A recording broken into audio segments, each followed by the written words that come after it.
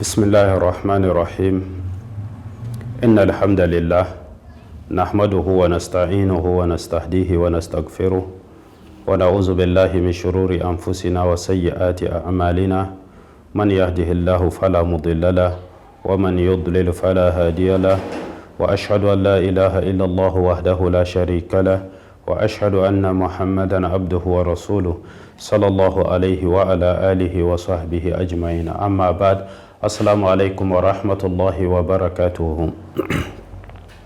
Nous rendons grâce à Allah subhanahu wa ta'ala qui de par sa grâce nous a permis d'être des mondes des vivants en ce jour pour qu'on puisse s'entretenir un peu sur la religion. Nous avons rendez-vous avec un thème important.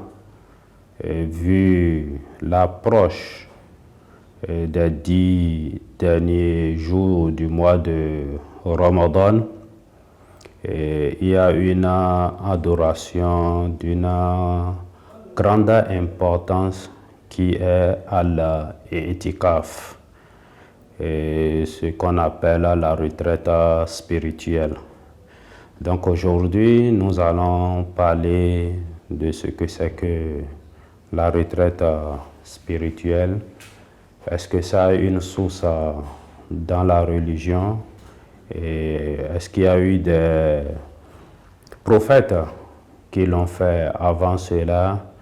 Et si le temps nous permet, on va rentrer encore plus en profondeur.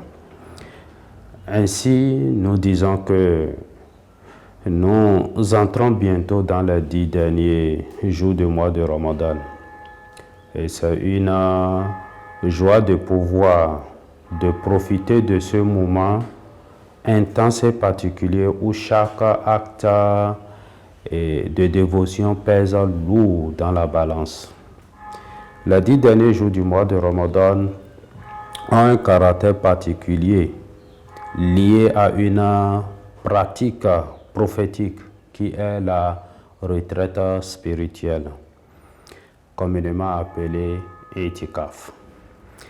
Comme le rapporte un hadith authentique, le prophète sallallahu alayhi wa sallam se retirait lors de la dernière décade de Ramadan. Mais qu'est-ce que c'est que l'I'tikaf?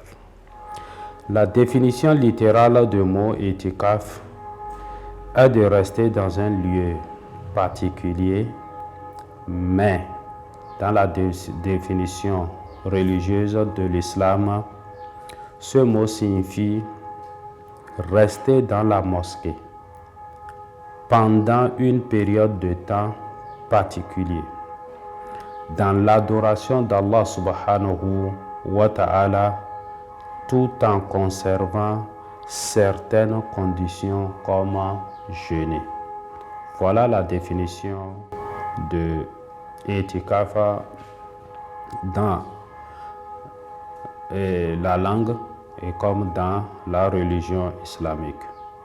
Et donc sa source dans le Coran et la Sunna.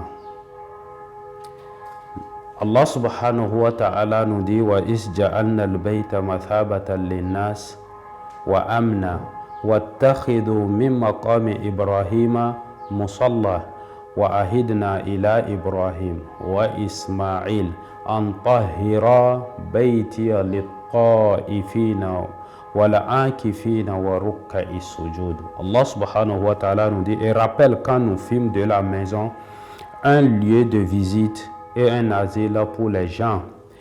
Adoptez donc pour lieu de prière ce lieu où Abraham se tint debout. Et nous confiâmes à Abraham et Ismaël ceci: purifiez ma maison pour ceux qui tournent autour, c'est-à-dire ceux qui font la tawaf autour de la Kaaba, et ils font une retraite pieuse, s'y inclinent et s'y prosternent. Voilà là où nous tenons la retraite spirituelle dans le Coran.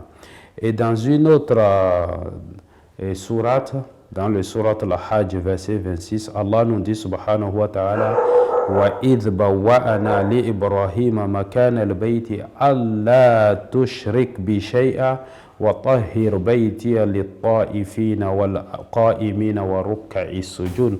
Allah subhanahu wa ta'ala nous dit, et quand nous indiquâmes pour Abraham le lieu de la maison, c'est-à-dire la Kaaba, en disant, ne m'associe rien et purifie ma maison pour ceux qui tournent autour, pour qui s'y tiennent debout et pour ceux qui s'y inclinent et se prosternent. Itikaf ou retraite spirituelle est une habitude qu'avait le prophète sallallahu alayhi wa sallam de s'isoler au sein de la mosquée durant le mois de Ramadan. Il y a un hadith de Aïcha radiyallahu anha qui dit فَلَقَدْ اعْتَكَفَ رَسُولُ اللَّهِ صَلَّى اللَّهُ عَلَيْهِ وَسَلَّمْ فِي هذه العشر وَاعْتَكَفَ أَزْوَاجُهُ فِي حَيَاتِهِ وَمِنْ بَعْدِ وَفَاتِهِ. Elle dit, d'après Aïcha, le prophète sallallahu alayhi wa sallam fit la retraite spirituelle pendant la dernière décade du mois de Ramadan jusqu'à sa mort. Ces femmes, après sa mort, continuaient à faire la retraite spirituelle. Hadith rapporté par Bukhari. Donc, il est intéressant aujourd'hui de nous pencher sur cet attachement du prophète sallallahu alayhi wa sallam à cette pratique. La retraite spirituelle dans le cheminement du prophète sallallahu alayhi wa sallam. Tout jeune et avant les premières révélations qui allaient lui signifier le sens de sa vie ainsi que sa mission, le prophète sallallahu alayhi wa sallam a l'habitude de s'isoler. Et de cette retraite, on n'en aura que très peu d'informations, mais elle aura été fondamentale pour sa préparation à recevoir les révélations, c'est-à-dire bien après sa mort, et pour entrer dans l'intimité divine. Donc le prophète sallallahu alayhi wa sallam avait une vie heureuse et remplie. Il était comblé par sa compagne Khadija, qu'il n'oubliera jamais et chérira bien après la mort de cette dernière. De sa maisonnée se dégageait un bonheur et une chaleur extraordinaire. Et pourtant le prophète sallallahu alayhi wa sallam représentait, c'est-à-dire ressentait un besoin immense de s'isoler de la société, de sa famille et de son quotidien. Donc, il s'arrachait durant un très long mois pour se recueillir et méditer loin du bruit, loin du faux brillant de la vie. Muhammad sallallahu alayhi wa sallam a toujours eu foi en un Dieu unique et a toujours eu en aversion les idoles. Il, sallallahu alayhi wa sallam, c'est-à-dire le prophète, cherchait donc dans sa retraite à se rapprocher d'Allah subhanahu wa ta'ala, à comprendre le sens du monde et de sa mission, les délices de son isolement, les lumières qu'il en puisera et qui aboutiront aux premières révélations d'Allah subhanahu wa ta'ala à son bien-aimé. Il n'en décrira que quelques-uns de ces aspects. Pourtant, par la suite, malgré le poids de sa mission et ses responsabilités croissantes, le prophète sallallahu alayhi wa sallam chérira ces moments d'isolement complet et d'intimité avec Allah subhanahu wa ta'ala. Pourtant, par la suite, malgré le poids de sa mission et ses responsabilités croissantes, comme je l'ai dit, il chérira ces moments d'isolement complet et l'intimité avec Dieu, Allah subhanahu wa ta'ala. Il arrachera au temps déterminé et en apparence de très court pour une telle mission des périodes entières pour ne se retrouver qu'avec Allah subhanahu wa ta'ala.